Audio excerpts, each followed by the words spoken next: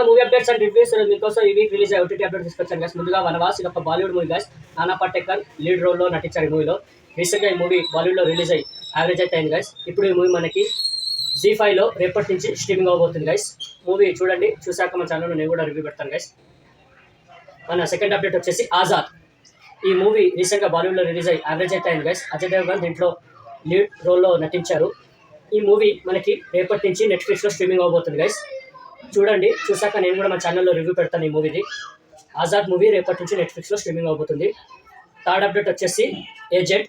అఖిల్ హీరోగా నటించిన ఈ మూవీ ఇప్పటికీ మనకి స్ట్రీమింగ్ వచ్చేసింది గైస్. సోనీ లీవ్లో ఈ మూవీ ప్రెజెంట్ స్ట్రీమింగ్ అవుతుంది గైస్. వాచ్ చేయండి ఈ మూవీని.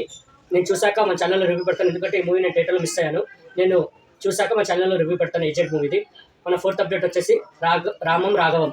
ఈ మూవీ రీసెంట్గా థియేటర్లో రిలీజ్ అయ్యి యావరేజ్ అయితే అయింది గైస్. కానీ మంచి మూవీ గైస్, చాలా మంచి మూవీ. ఎక్కడ బోర్ ఫీల్ చేయదు, చాలా హార్ట్ టచింగ్గా, చాలా అంటే చాలా బాగుంటుంది.